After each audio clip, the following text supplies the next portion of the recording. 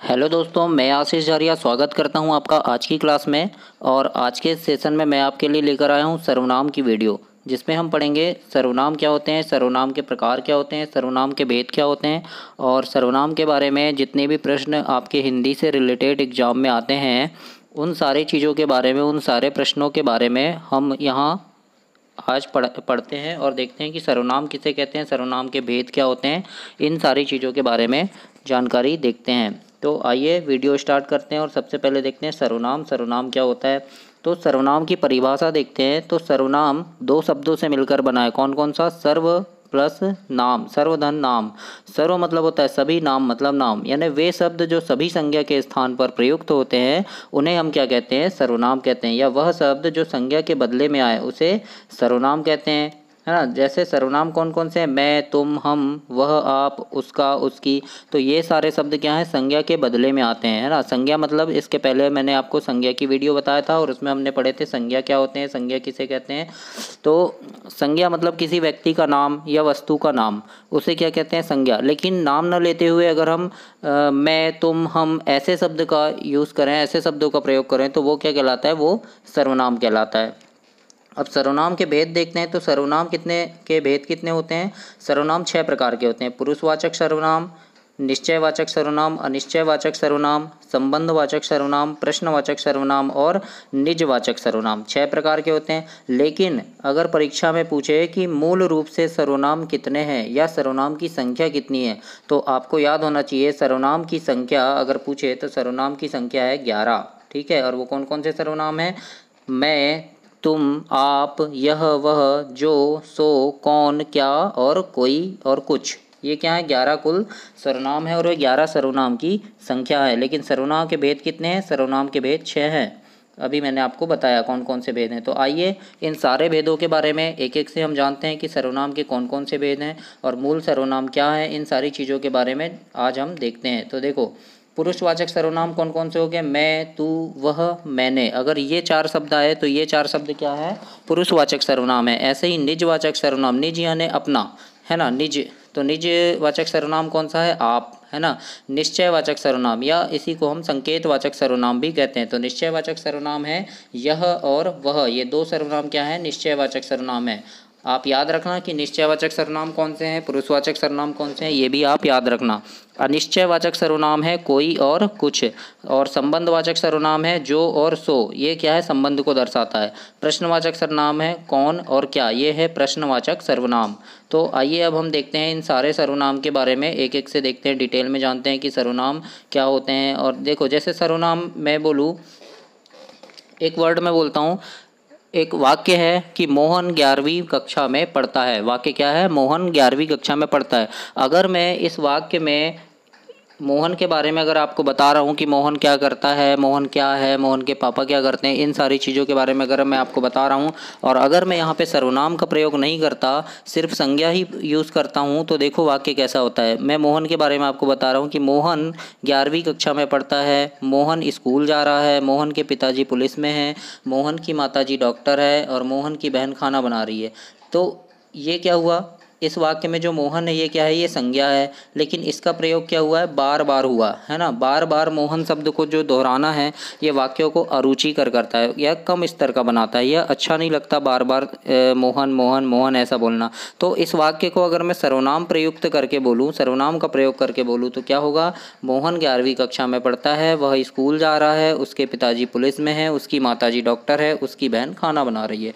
तो ये क्या हुआ? मैंने मोहन की जगह क्या यूज़ किया? वह, उसके, उसकी, ये यूज़ किया। तो ये क्या हुए? ये हुए सर्वनाम। ठीक है। अब हम सर्वनाम के भेद देखते हैं और सर्वनाम के एक एक भेद को अच्छे से पढ़ते हैं। पहला मैंने आपको क्या बताया था? पुरुषवाचक सर्वनाम। अब देखते हैं हम पुरुषवाचक सर्वनाम क्या होते हैं। तो जो सर्वनाम वक्ता, वक्ता मतलब होता है बोलने वाले, तो जो सर्वनाम वक्ता और श्रोता तथा किसी अन्य के लिए प्रयुक्त होता है उसे पुरुषवाचक सर्वनाम कहते हैं।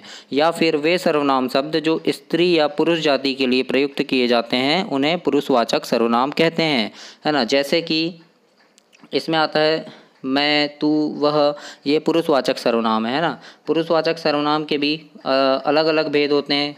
उत्तम पुरुष, मध्यम पुरुष और अन्य पुरुष, ये 3 पुरुषवाचक सर्वनाम के भेद होते हैं। तो अब हम इन तीनों को जानते हैं कि उत्तम पुरुष क्या होता है।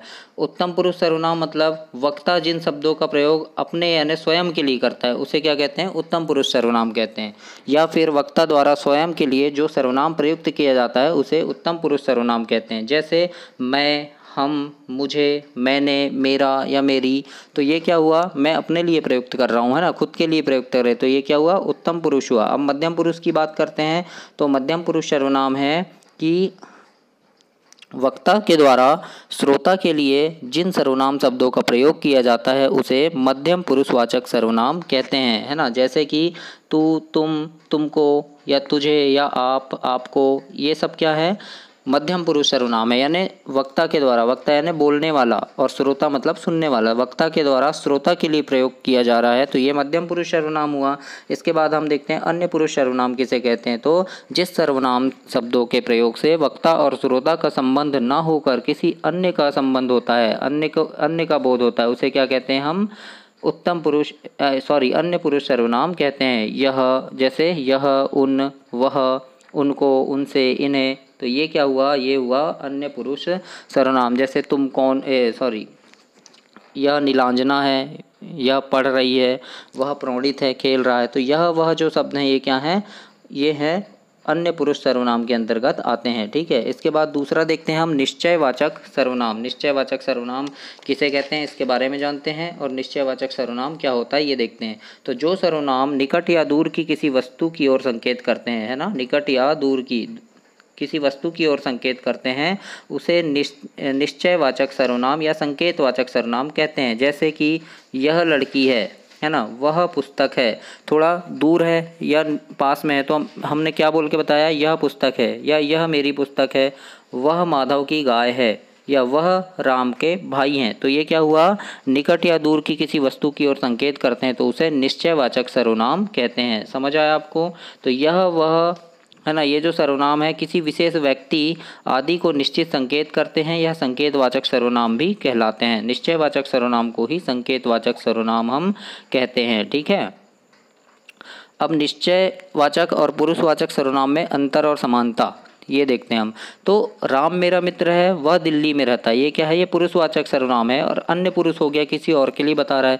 लेकिन मैं बोलूँ यह मेरी गाड़ी है और वह राम की गाड़ी है, तो ये क्या हुआ, निश्चयवाचक सर्वनाम। मतलब यह मेरी गाड़ी है ये निश्चित है और वह राम की गाड़ी है यह निश्चित है, तो ये क्या हुआ, निश्चयवाचक सर्वनाम हुआ, ठीक है। समझ आया आपको। अब हम देखते हैं अनिश्चयवाचक सर्वनाम किसे कहते हैं। तो जिन सर्वनाम से या जिन सर्वनाम से किसी निश्चित व्यक्ति या पदार्थ का बोध नहीं होता है उसे अनिश्चितवाचक सर्वनाम कहते हैं। या फिर वे सर्वनाम शब्द जो किसी वस्तु की अनिश्चितता का बोध कराते हैं अनिश्चयवाचक सर्वनाम कहलाते हैं, है ना। इसके अंतर्गत 2 सर्वनाम प्रयुक्त किए जाते हैं, कोई या कुछ। जैसे उदाहरण के लिए देखते हैं, कोई आ रहा है ना, या फिर बोले दरवाजे पर कोई खड़ा है, या फिर बोले स्वाद में कुछ कमी है। कोई आ रहा है मतलब निश्चित नहीं है कि कौन आ रहा है, कोई आ रहा है। या फिर अगर कोई दरवाज़ा खटखटाता है तो आपको निश्चित नहीं होता कि कौन है, तो हम क्या बोलते हैं अंदर से, कोई है या फिर कौन है, ऐसा पूछते हैं, है ना। तो कोई या कुछ जो है ये क्या होता है, ये अनिश्चयवाचक सर्वनाम के लिए प्रयुक्त किया जाता है। समझ आया होगा आपको। इसके बाद हम देखते हैं संबंधवाचक सर्वनाम क्या होते हैं, या संबंधवाचक सर्वनाम किसे कहते हैं, या इसे संबंध सूचक सर्वनाम भी कहते हैं। तो वे सर्वनाम शब्द जो वाक्य में प्रयुक्त होने वाले अन्य सर्वनामों के साथ संबंध स्थापित करते हैं इन्हें क्या कहते हैं, संबंध सूचक सर्वनाम या संबंध बोधक या संबंधवाचक सर्वनाम कहते हैं। या फिर जो सर्वनाम शब्द किसी दूसरी संज्ञा या सर्वनाम से संबंध दिखाने के लिए प्रयुक्त हो उसे संबंधवाचक कहते हैं। जैसे कि जो करेगा सो भरेगा, है ना, तो ये क्या हुआ, जो सो शब्द है यहाँ पे ये क्या कर रहा है, ये संबंध दर्शा रहा है ना, तो ये क्या होगा, संबंधवाचक है। और जैसे हम बोल दिए जो कर्म करेगा फल उसको ही मिलेगा, तो उसको, जिसकी लाठी उसकी भैंस, जैसा कर्म वैसा फल, तो ये क्या होगा, ये संबंध दर्शा रहा है, 2 वाक्यों के बीच में संबंध दर्शा रहा है, तो इसे संबंधवाचक सर्वनाम कहेंगे। इसके बाद आता है प्रश्नवाचक सर्वनाम। तो वे सर्वनाम शब्द जिनसे प्रश्न किए जाने का बोध होता है उसे क्या कहते हैं, प्रश्नवाचक सर्वनाम कहते हैं। 2 सर्वनाम प्रयुक्त होते हैं इसमें भी, कौन कौन से, क्या और कौन, है ना, ये क्या है, प्रश्नवाचक सर्वनाम है। तो जिन सर्वनाम शब्दों से प्रश्न किए जाने का बोध होता है, जैसे कि तुम कौन हो या तुम्हें क्या चाहिए, है ना, तो क्या और कौन इन शब्दों का प्रयोग होता है।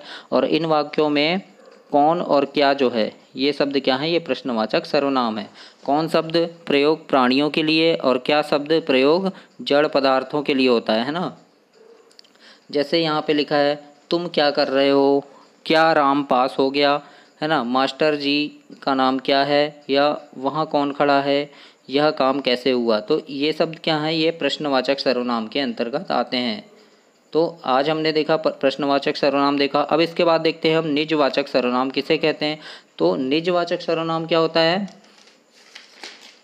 निजवाचक सर्वनाम है मतलब वक्ता के द्वारा स्वयं के लिए या फिर दूसरे के लिए जिस सर्वनाम शब्द का प्रयोग किया जाता है उसे निजवाचक सर्वनाम कहते हैं। या जो सर्वनाम तीनों पुरुषों उत्तम, मध्यम और अन्य यानी तीनों का निजित्व बोध कराता हो, है ना, उसे निजवाचक सर्वनाम कहते हैं। जैसे मैं बोलूँ मैं खुद लिख लूँगा, है ना, तो मैं क्या हुआ, मैं खुद लिख लूँगा, यानी मैं निश्चित बता रहा हूँ आपको कि मैं खुद लिख लूँगा। तो ये इस वाक्य में क्या होगा, इसमें निजवाचक सर्वनाम होगा। या फिर मैं बोलूँ तुम अपने आप चले जाना, यानी मैं निश्चय बता रहा हूँ। या फिर वह स्वयं गाड़ी चला सकती है, तो इन पूरे वाक्यों में क्या है, खुद, अपने आप और स्वयं शब्द जो है निजवाचक सर्वनाम को दर्शाता है। जैसे मैं अपना कार्य स्वयं करता हूँ, तो ये क्या हुआ, निजवाचक सर्वनाम हुआ, है ना। मेरी माता भोजन अपने आप बनाती है, तो अपने आप आया। यहाँ पे तीसरा वाक्य है मैं अपनी गाड़ी से ही जाऊंगा, मैं अपने पिताजी के साथ ही जाऊंगा। तो वाक्य को पढ़ने से हमें क्या समझ आ रहा है कि निजता का बोध हो रहा है। इसमें क्या हो रहा है, निजता का बोध हो रहा है, यानी मैं खुद कर लूँगा, है ना, मैं स्वयं कर लूँगा, ये वाक्य बता रहा है। तो ये क्या हुआ, निजवाचक सर्वनाम हुआ। तो अभी हमने सर्वनाम के सारे भेद देखे, सर्वनाम के प्रकार देखे, सर्वनाम क्या होते हैं इस बारे में जाने, है ना, पुरुषवाचक सर्वनाम, निजवाचक सर्वनाम, इन सारी चीज़ों के बारे में हमने देखा। सर्वनाम कितने प्रकार के होते हैं, तो याद रखना सर्वनाम के अगर भेद पूछे तो सर्वनाम के 6 भेद होते हैं। और अगर सर्वनाम की संख्या आपसे पूछे तो सर्वनाम की संख्या कितनी है, 11 सर्वनाम है, कुल 11 सर्वनाम है। ये याद रखना, परीक्षा में कई बार पूछ सकता है। तो परीक्षा में यहाँ से प्रश्न आएगा तो वैसे आपको बन जाएगा, है ना। तो वीडियो में लास्ट तक बने रहने के लिए आपका धन्यवाद। और वीडियो अच्छी लगे तो लाइक, शेयर और सब्सक्राइब कीजिए, ताकि आपको ऐसी ही वीडियो और भी मिलती रहे और आपको पूरी हिंदी की तैयारी यहाँ से हो जाएगी। तो वीडियो को लाइक, शेयर और सब्सक्राइब कीजिए।